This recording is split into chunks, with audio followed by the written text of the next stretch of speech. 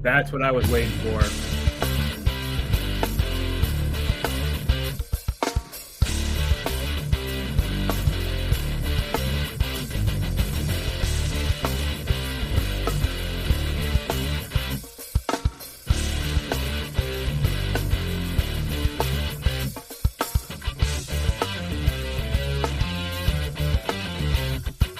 That's the music I've been looking for.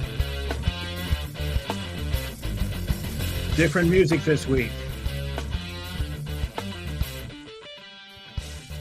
The old Outdoor Magazine television music. Good evening, Randy. How are you? Gene, James, Brad, Craig, John. You like it?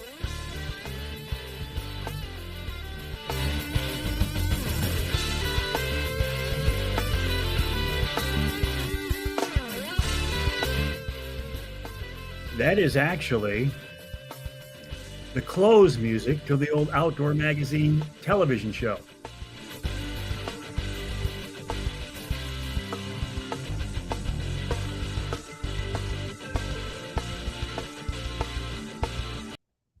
Oh, anyway, I didn't mean to stop it that quick. Oh, hello, Aaron. How are you? Nice to have you along with us. Hello, Cliff, Patty, and Rai Rai's house. Patty, Rai, it's Uncle Mike with the Christmas tree on his truck. Sounds like Joe Satriani or Gary Howie. Oh, I don't know Howie. I know Joe Satriani. Actually, what that is, again, is it's the close music to the old Outdoor Magazine television show, and it was done for me. It's custom music, and I think I'm going to use that as my theme now on all of the Wednesday night lives and the behind the mics. Mike Avery working on his food plot. Doesn't get any better. Rob checking in from the country kitchen. Dave checking in from Southwest UP. Dina says she loves it. I like it too. I had 3 or 4 different ones. Bear hunting music. Any good music is bear hunting music, Craig. Patrick, do you remember that music? That was the close of the Outdoor Magazine television show. If you go to my shows on YouTube, Mike Avery Outdoors on YouTube, and watch one of the old shows, you will see that or hear that. Well, here's the interesting thing, Jeff. And I'm sorry, I've got a mental block here. Looks like there's a link right there. A mental block. I'm trying to think of the guy who did my music, and I apologize, but I told him I wanted it to sound like Nugent, because obviously, remember the old stuff, James? AJ Henry Rod and the Reel Company. I can't afford Uncle Ted to make some music for me. Robert, you missed my TV show. I appreciate you saying that. I don't. Getting out of television was one of the best professional moves I ever made. Really, it was grueling, and that's a topic for another show. Good evening, Jerry. How are you? Nice to have you along with us on this edition of Wednesday Night Live. Anyway, my name is Mike Avery.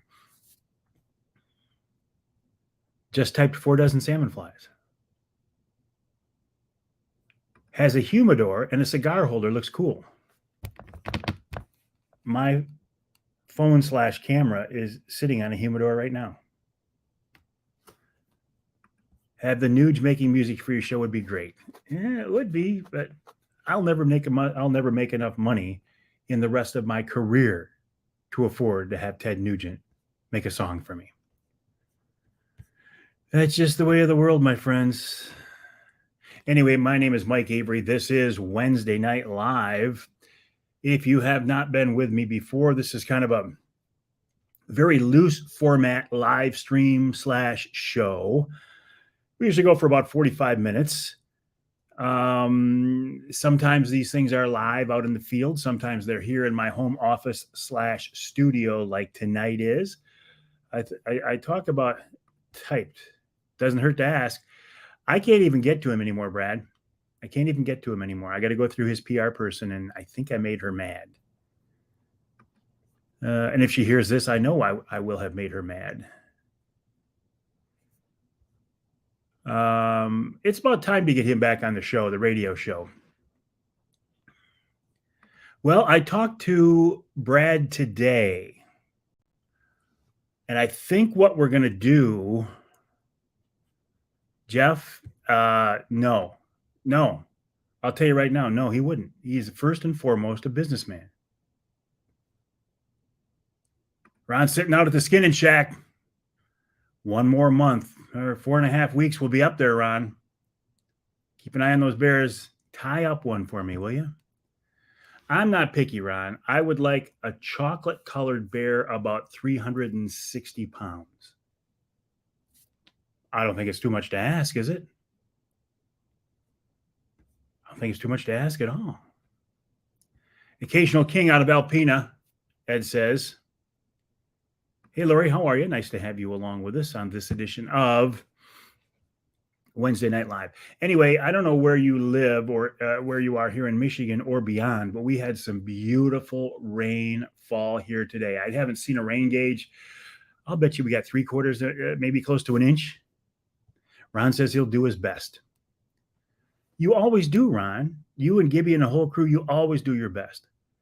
John says, how is the skinny water holding up? Pretty good. I was out there Sunday with Ross Elliott, Emil Rousseau, and Jason Wolverton. This was a Real Men Wear Pink fundraiser trip to fight breast cancer. And Bernie, I don't think that's going to happen. No, we got a beautiful rain today. Beautiful rain. Can we talk about what we have to do to travel into Canada? Yeah, I can do that. Hang on, we'll talk about that in just a second. My last trip out on Saginaw Bay, up in the skinny water, we got a dozen fish. But the thing of it is, we had, and this is no exaggeration, at least 20, maybe 24 bites that didn't hook up. And I'm not talking about fish that we had on the line and they came unglued. I'm talking about the flag went back on the board went back out of line, a typical perfect walleye bite. And when we go to pick up the rod, there's nothing there. And this happened 20 times, 24 times. I tried trolling faster. We tried using smaller profile baits, maybe so the fish could get them in their mouths. Sharpened the hooks, although they weren't dull to begin with. I talked to a lot of other people who were out there that same day and ran into the same thing. The fish were just biting extraordinarily light that day. Cliff says, what do you have to do to get into Canada for my hunt? For me, since I'm not hunting with a gun, I have to use the, what is it called? Not MI Canada. No, I wasn't in weeds, James. There was no weeds around. No, and Ed, we're not crawlers. You keep it up and you do not get a river cruise. Doug Young from Young Guns there. Hemlock High School took 30th overall in the nation. And once again, no injuries, no illness, no violence, no accidental shootings, no mass shootings.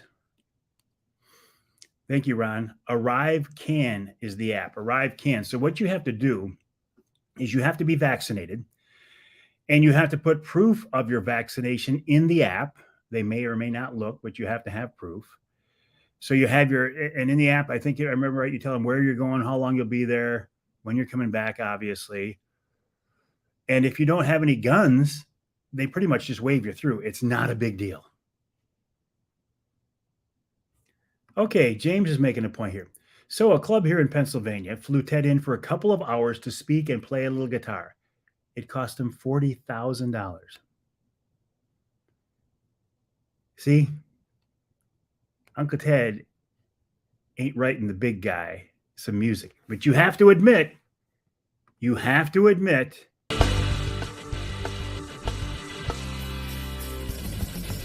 listen to this. All right, this is the end of, listen to it. It'll loop. Listen to the start. Here it comes.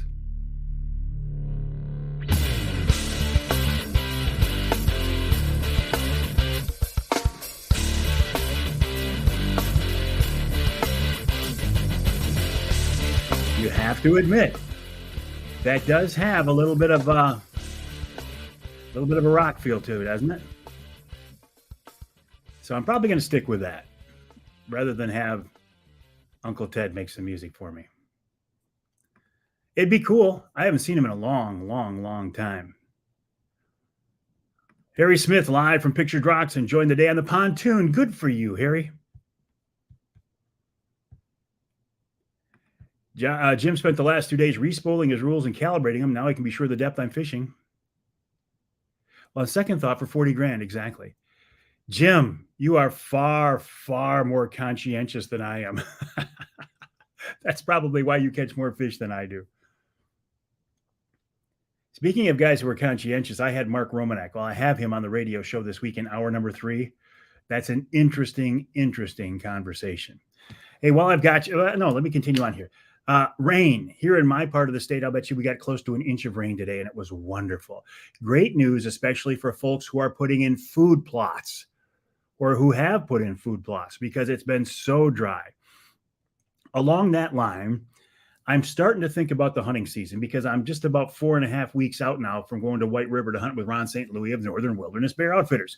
By the way, you can hunt with Ron too. He still has a couple of openings. Go to the website, northernwildernessbearoutfitters.com, northernwildernessbearoutfitters.com, or get in touch with me. Send me an email to mike@mikeaveryoutdoors.com. Ron is on here tonight too, by the way. I don't know if he's still on, but he was earlier. And I will be going up there. In fact, I'm going to go up there August 14th. The season starts the 15th, and I'll be up there for a few days.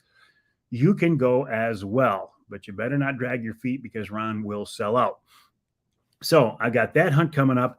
I'm going to start shooting my dart and crossbow to get ready for that. And then my next hunt will be a Michigan bear hunt.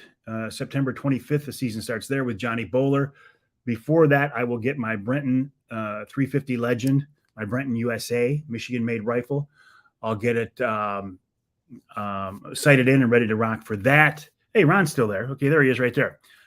This is the guy. I'm telling you right now, if you want to go bear hunting in Ontario and you're looking for some place to go, the guy whose name is on the screen right now, Ron St. Louis, I know that if you've never done something like this before, it can be a little bit intimidating. You can be a little bit nervous. You know, am I going to get up there? Is the guy going to rip me off? Is this a real operation? Is it legit? I get that. But I'm telling you right now, with Ron, I will personally vouch for the guy.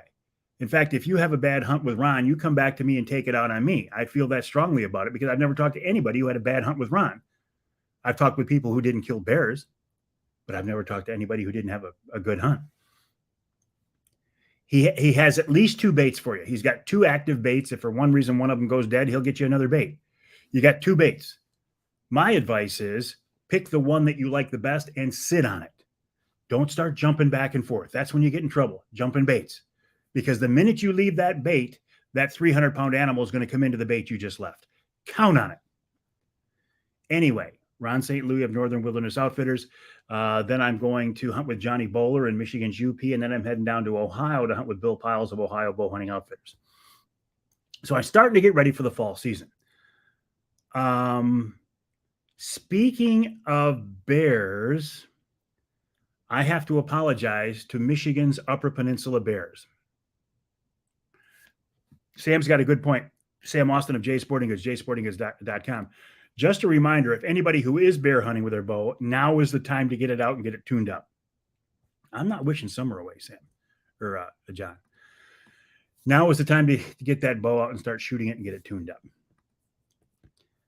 I owe Michigan UP Bears an apology because last week on the radio show, I was talking about a bear attack. Richard P. Smith joined me to talk about a bear attack. And supposedly, please do, Mike, it was an older gentleman who was fly fishing, I think for brook trout, and he said he got attacked by a bear. He said the bear knocked him down. He hit his head on a rock, and it knocked him out, and he got clawed up and everything. And I will be honest, it sounded a little bit, I'm going to say even far-fetched. But it was, it looked like a legitimate report. Richard P. Smith bought into it. He was talking about it. Turns out the DNR says there's no proof of that.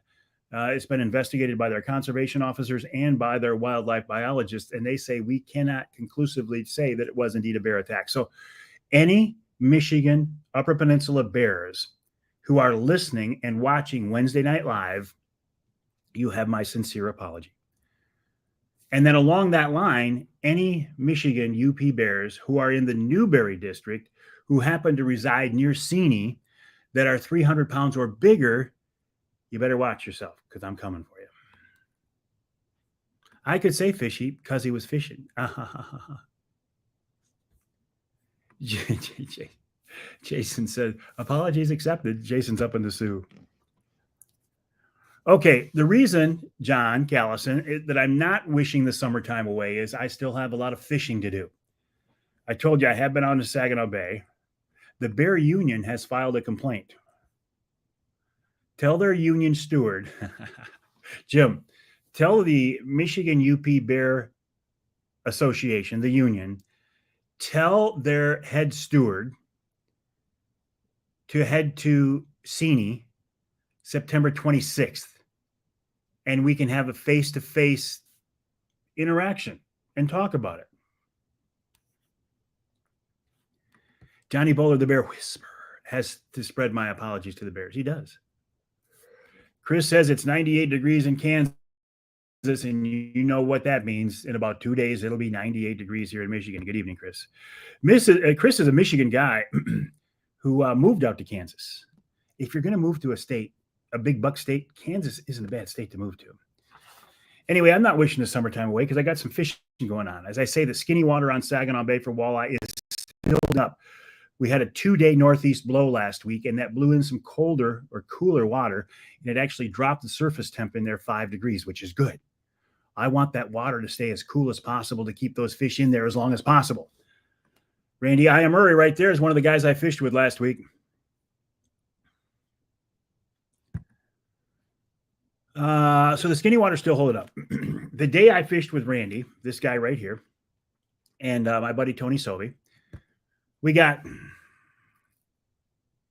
15, 16 fish. I mean, we didn't tear them up, but it was a good day. I went out Sunday again with Jason Wolverton, Ross Elliott, and Emil Rousseau. We only got a dozen fish, but like I said, we had, honestly, this is not an exaggeration, we had at least 20 bites that didn't hook up. And again, by a bite, I mean the tattle flag went, and we're not fishing with weeds, near weeds. There's no weeds here. Tattle flag goes down, board drops back out of the line, which is a classic, beautiful walleye bite. We go to pick up the rod and there's nothing there. Now, we caught 3 or 4 sheephead and they were there. We caught a big catfish and he was there, but there's something about the way the walleye were biting that day that they just didn't hook up. Nick Grillo from Michigan Brand Meats, michiganbrand.net. Ron and Captain Paul, both on the show last week. I figured that's your kind of show, Nick. Hey, Ross, referring to that text you sent me about a half hour ago. No, that is not the message you're getting. Do not get discouraged. Do not be discouraged, my brother. Also, staying on the fishing line here for a second. I tried something new, and this is something I'd been thinking about doing for a long time, and that's replacing the snapper releases on my offshore planer boards. I like the snapper releases. The problem is you can't release them, obviously, until you get them into the boat. So you have to bring them back across your other lines, and you're asking for trouble. Asking for trouble. Good evening, Ray. How are you? So, everybody I'd been talking to, including Nick DeShano of Offshore, said, think about the OR19 orange releases, put those on the front, do the loop trick that Mark Romanek talks about online, and put that into your releases and just pop them off. When a fish hits, he'll pop it off, or you can just pop them off yourself. And then that way the board will flop backwards and it'll drop out of line and get out of your way. And so I spent actually a couple $100 switching all my clips over. I replaced all my red OR16 clips just because they were worn out and needed it. And then I put Davina says, Mike, did somebody say what day it is?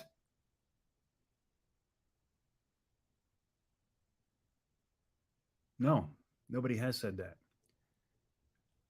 It's hump day. Thank you, Devan. White River is up in Ontario, Chris. So yes, it is north of Michigan. So I replaced all my snapper clips with the orange OR19s, and I replaced all my red OR16s.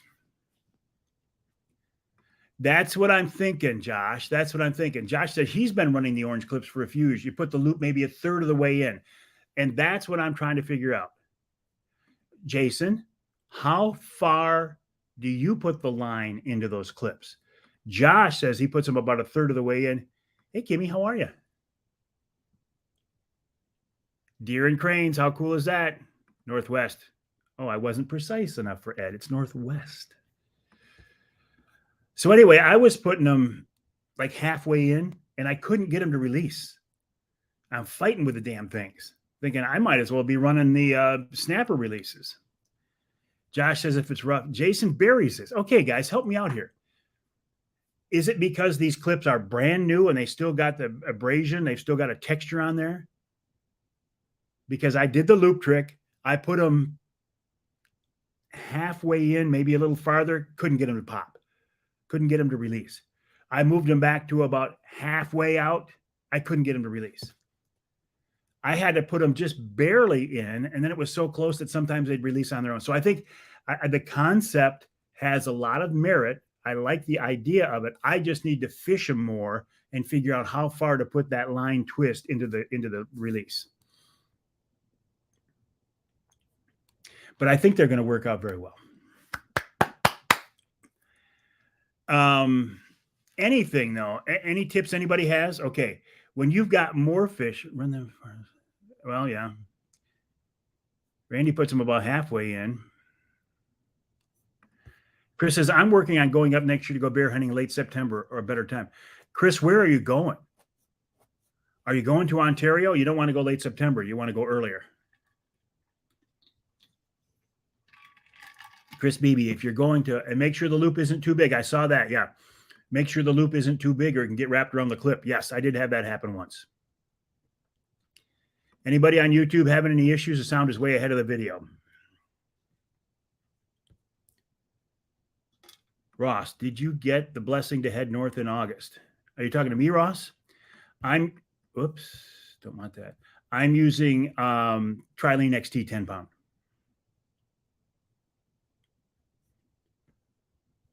Everybody's saying put it in halfway. I was putting them in halfway and I couldn't get them to release. Again, could it be because they're brand new clips and they just haven't loosened up yet? Or the pad hasn't gotten slick yet? I was going to try to, okay, when I am heading up. Yeah, Chris, don't wait till mid-September. I always go up the middle of August. The season starts in the middle of August. And if you want to go up when I'm there, that's when you want to go. Jason said, even with braid and lead core, it works for me. All right, guys, I will, I'm fishing Friday. I'm taking 2 of my grandsons out Friday. I'll play with it. Friday, we'll take a run through the skinny water to see if there's something there. And then I'm going to head out deep. If they're fishing skinny, I'll stay in there and get the kids some fish. They're not kids. I mean, the guys some fish. And then I'll make a run out deep just to try something else that I've been thinking about. Jim says he's never had an issue before. Tomorrow, I will be on the angler quest, but I won't be fishing. Tomorrow, I'm going to run it upstream to a marina there on the river, and I'm going to have them lift it. And this is very cool to watch. They drop the straps underneath the pontoon. It's in the water, right? They put this in, and then I drive over the straps, and then they lift the boat up out of the water, and there's this huge crane. They bring it over on shore on a concrete pad, and they're going to power wash the tubes because the tubes are trashed. There's this much grass and crap growing on them. Now you can only imagine how much weight and how much drag grass and slime and weeds and crud, how much extra weight that puts on your boat and the resistance and slows down your boat and everything else. So I'm going to get it power washed. So tomorrow I'm going to run the boat up there. I'll get it power washed, all cleaned up. I'll fill it up with gas while I'm there. And then Friday morning, we're heading out in the bay. Going back to a question Gene was asking me about the status of my boat, I talked with Brad Dupuis today because he's on the Angler Quest podcast this month. I'll have that uploaded tomorrow. I asked him about the status of my boat, Gene. I think here's what we're going to do. No, Randy, don't. You didn't talk me into it. I had already convinced myself to do it. You were just icing on the cake. It's something I've been thinking about for quite a while. I'm not going to any different body of water, Mark. I understand what you're saying, but I'm not going anywhere. I think what we're going to do, my new Angler Quest is almost done. But because it's so hard to get those big motors, I have a 300 Merc on my prototype loaner boat right now. When I picked it up, it had 10 hours on it. It's now got like 90. I put 80 hours on it so far this summer, something like that. So the motor's all broken in. I think we're going to take that motor and put it on my new Angler Quest, which would be wonderful because then I would have a motor that's all broken in. It'd be about time for an oil change. Well, it's in the shop, so it'd be perfect. I'll have a motor that's all broken in, and then I won't have to take this brand new boat and run it 10 hours or whatever to break in the motor. So when Brad brought that up, I thought, Brad, that's a great idea. I'm all in for that. I'm all in. So I told you Brad Dupuis is on the Angler Quest podcast. Can I tell you who's on the radio show this week? By the way, my name is Mike Avery. Mark says, yeah, switch him. And Mark would know. My name is Mike Avery. This is Wednesday Night Live. I'm here on my YouTube channel, LinkedIn, Facebook, Twitter. Not on Instagram. I'm still working on it. It's out of my control. The Outdoor Magazine radio show is a 3-hour weekly show syndicated on 33 radio stations across Michigan. The podcast is available anywhere. Everywhere you get your podcast from, you can hear the podcast version of the Outdoor Magazine radio show. I hear you, but like I said, I'm not taking it anywhere else. When I own it, it's not leaving Saginaw Bay. My first guest on the show this week is a guy who I find very, very interesting. He is a fisheries biologist. He's a fisheries researcher, and he's a tournament angler. His name is Ali Shakur.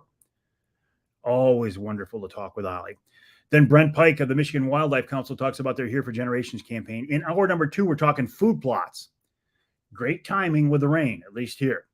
Corey Michek from Ideal Northern Edge Food Plots joins me. We have a pretty good conversation about food plots, how to get started, where to put them, yada, yada, the whole 9 yards. Then Amy Trotter of MUCC, you might remember, Amy joined us here on a Wednesday Night Live. Yeah, it looks like my internet's glitching here a little bit. And it's time to get Amy back on the show again. She joins me to talk about 2 topics. Proposal G, which we voted on years ago, which has kind of become, what's the word I want to use? Proposal G has become watered down, is maybe one way to put it. We talk about that. And then here's the big news. We talk about the consent decree negotiations with the tribes. Amy, Ed's in. Oh, Ed, you going to wipe everyone's? Oh, Ace. You and Dave are out fishing tonight. This makes me very happy, but it makes me very sad. Ace McDonald, a great friend of mine forever from college, Dave Wertheimer, my college roommate, they're on right now. They're out fishing together, watching a Wednesday Night Live.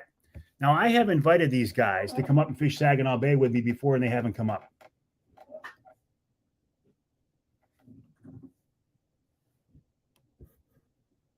Anyway, guys, it's great to hear from you. You know, I still think the world of you guys, and I think about you, and I think about those old days every once in a while, and always with a smile. Hey, Micah, how are you? Catch a lot of fish, guys. Anyway, the second topic that Amy Trotter talks about is the consent decree negotiations with the tribes. MUCC is so upset with the slow status of those talks, and I'm reading between the lines here because I haven't been told, this has not been told to me officially because they can't talk about it because of a gag order. MUCC is not happy at all, from what I can gather, with some of the proposals that the DNR is putting out there. They are so unhappy with it that they're filing this week in federal court paperwork to get more deeply involved in those talks. So anybody who says MUCC is in bed with the DNR, you haven't been following this closely, even though DNR director Dan Eichinger was formerly the director of MUCC before he became DNR director. I know there's a mutual respect. I know they all get along, but MUCC is not afraid to jab him in the ribs every once in a while. And then in hour number 3, when I booked this segment, I told Mark, be ready for the coveted third segment because I'm going to have you on for the whole hour. Mark Romanak, we talk about fishing. We talk about dive curves. Yeah, Jim, I'll get to that in just a second. We talk about fishing. We talk about dive curves. We talk about how speed affects depth. We talk about how line diameter affects depth. We talk about how line length, lead length affects depth. You know what the biggest factor is? Line length, lead length. It's not speed. Speed will put more action in your baits, but it won't make them go any deeper. The only way to get a bait to run deeper is to let out more line or put like the 50 plus 2 method, which is 50 feet of line, a 2-ounce snap weight, and then put out some more line. You can get them to run deeper that way. Anyway, we had a real good conversation about trolling, about dive curves, about tuning baits. Because if you don't tune your baits, and here's something to keep in mind. When I have people on my boat, I always tell them, make sure you check that bait, make sure it's running right. So what they do is they'll let 6 feet of line behind the boat and they'll check it right there behind the boat at 2.5 miles an hour. You can't tell if a bait is tuned that close to the boat at 2.5 miles an hour. What you have to do is let it back 20 or 30 feet and then reel it in as fast as you can. And that way you'll see if it's blowing out one side or the other. If it's blowing out to the right, you tune it to the left and vice versa.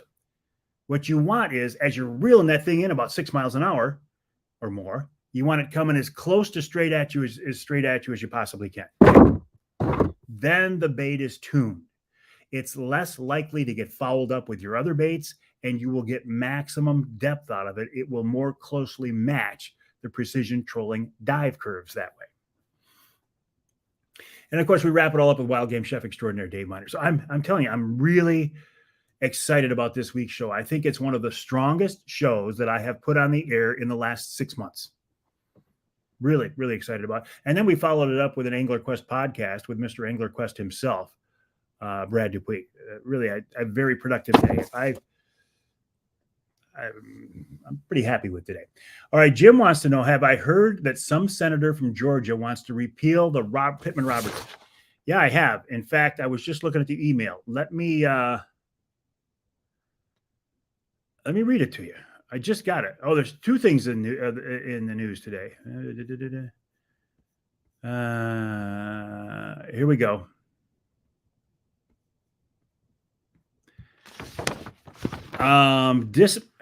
Dismantling successful. Yeah. Okay. Hunters and anglers denounced new legislation that would dismantle the nation's most successful wildlife conservation program that's raised billions of dollars for wildlife over the past 85 years. The program, established by the Pittman-Robertson Act and the Dingell-Johnson Act, yada, yada, yada, yada. I'm trying to find a succinct statement that talks about how they want to reverse it. The Return Act. This is the one you want to be careful of.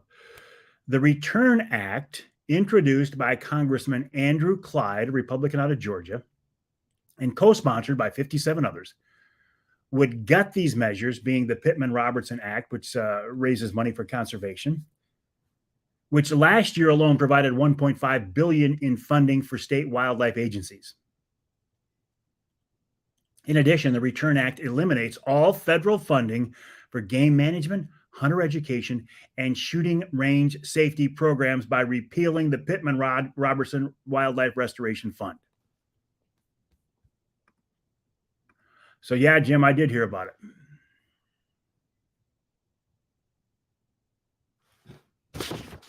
Just bothering you, Sal?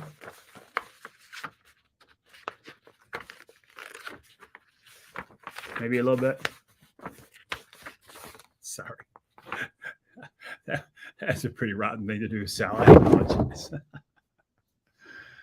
Oh, so yes, I have heard about it. And it's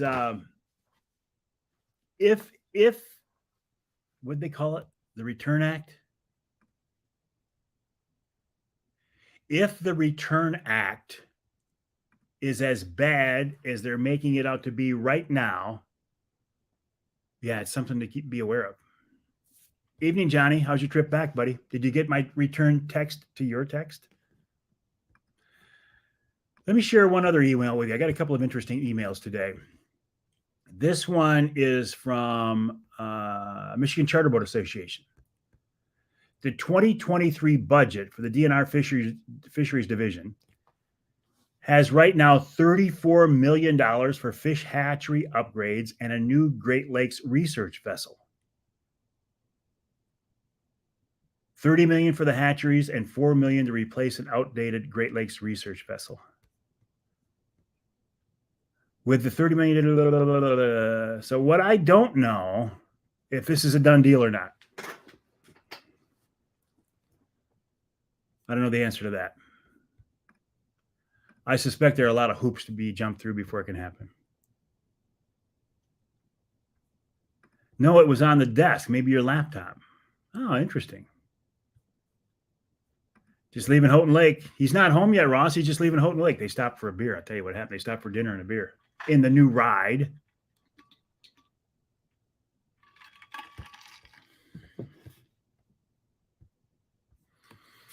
All right, my friends, what else is going on? We got a few more minutes left here. Tyler, I'm doing great. How are you? Nice to have you along with us on this edition of Wednesday Night Live. So, done deal, budget signed. It's done. Tom says it's done. So it's going to happen. Actually, I'm glad to hear that because I was afraid. Oh, I just got the coolest text. Oh, my gosh.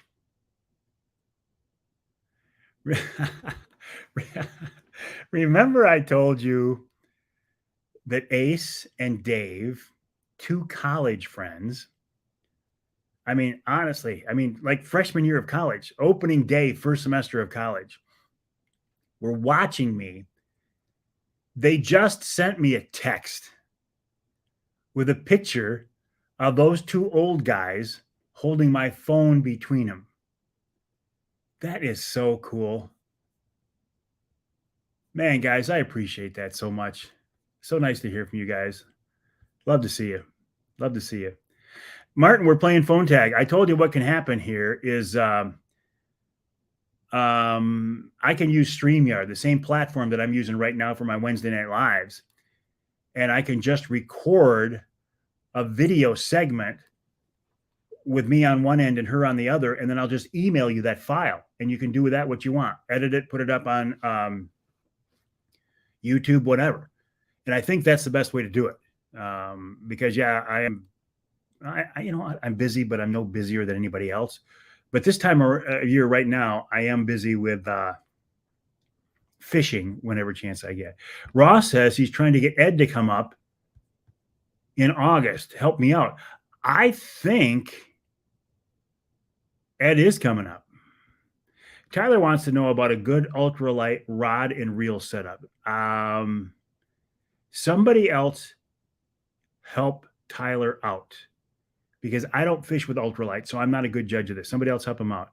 Brent, good evening, sir. A little late. We won our all-star game. Congrats, Coach. Congrats to you and your guys, Coach. Brent's a good guy, really good guy. Just wish he was going to Ohio with us this year. That would work fine, Martin. Yeah, that's what we'll do. This StreamYard program that I'm so happy about that allows me to stream live to multiple social media destinations. I can also use it to record podcasts, just audio, or I can do video interviews, record that and download it, and that would be great for me and Bella both. Martin, I'm glad you said that, because as I was talking about, I'm thinking ugly stick. You can't go wrong with an ugly stick. You can't go wrong with an ugly stick. What about trolling with ugly sticks, guys? Anybody ever trolled? And ladies, anybody ever trolled with an ugly stick? Does that fiberglass tip on them make them useless for trolling? All right, Ross, buddy, have a good day. Let me know, Ross, how you come out on that appointment, that thing you got going tomorrow. Because I don't. It's not the negative that you fear. All right, Martin, sounds good. Jim says half his trolling rods are ugly sticks. Are those, how are those price-wise, Jim? Are ugly sticks fairly expensive, or are they on the cheaper side? Flutter's a lot. St. Croix. St. Croix is a good name. They're expensive. They're high-end. At least they used to be. I don't know if they still are. St. Croix were on the high end. Great action. What was the question I was asking? The price. Crouch ultralights. Price. Ugly stick is cheaper. Well, the fact that they're cheaper and you basically can't break them, wouldn't they be the perfect trolling rod? Or what am I missing here? Cheaper side, 50 to 60 bucks. Okay. And are ugly sticks still known as being unbreakable and pretty much guaranteed that you can't break them? If that's the case, it seems to me they'd be the perfect trolling. Although Tyler's not using them for trolling, but I'm thinking, I'm being selfish, thinking about my use. Tyler's using it for panfish and bass is what he fishes a lot more of. Huh. All right, my friends, we got a couple more minutes here. I do not have any Wednesday night live scheduled for In the Field right now. My next one will likely be St. Crouch. Ken, my buddy, says all of his trolling rods are ugly sticks. Okay, excellent. Robert says he has 2 ugly sticks using for bottom bouncers. Excellent. Ron says he has them, uses them. Okay. They do break, Elliot. I thought they didn't break. I thought that was the whole purpose of an ugly stick, is that they wouldn't break. A live dinner on Kings. Okay. A live dinner.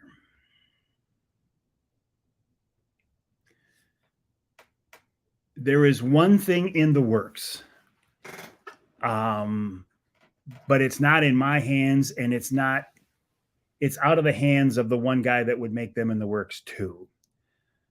So we have this plan in the back of our minds to have one final Wednesday night live somewhere, but we're waiting for things to come together.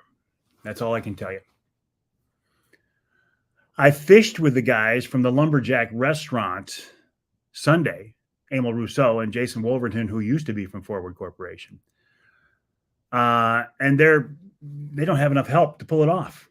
Nobody wants to come to work. And their people who are coming to work are so overworked that they don't want to throw that extra event at them. And I get it. What I don't get is how the fact that nobody wants to go to work anymore. COVID did not do us any favors, did it? Changed an entire generation's mindset about work. Elliot says they do break on Kings. Well, Kings are a pretty good test, aren't they? So, Jim, I danced all around that one as much as I could. Lori says she'll go to work for it. An outdoor picnic? Yeah, I don't think so. Thank you, Cliff, for the suggestion, but we have a church. We have every month or so we have an outdoor service. It's like no, I'll go to the early one. I don't like an outdoor service, but that's neither here nor there.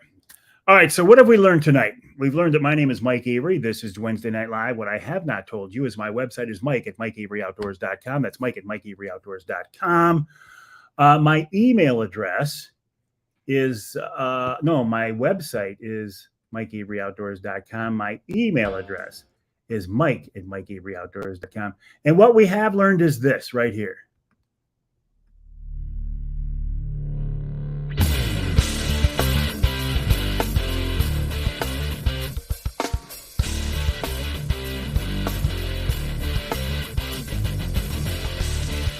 We've learned that I'm going to start using my old Outdoor Magazine television closing music for my Wednesday Night Lives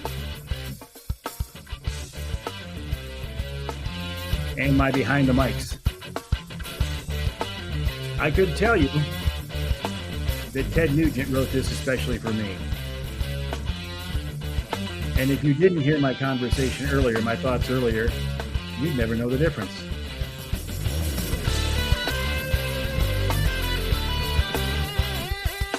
All right, my friends. Thanks for joining me on this edition of Wednesday Night Live. Again, the website, MikeAveryOutdoors.com. Email address, Mike at MikeAveryOutdoors.com. I will be fishing Friday, weather permitting, with two of my grandsons. I will let you know how that goes. I'll be posting some pictures. In the meantime, you want to get in touch with me, send me an email, Mike at MikeAveryOutdoors.com. Have a good night.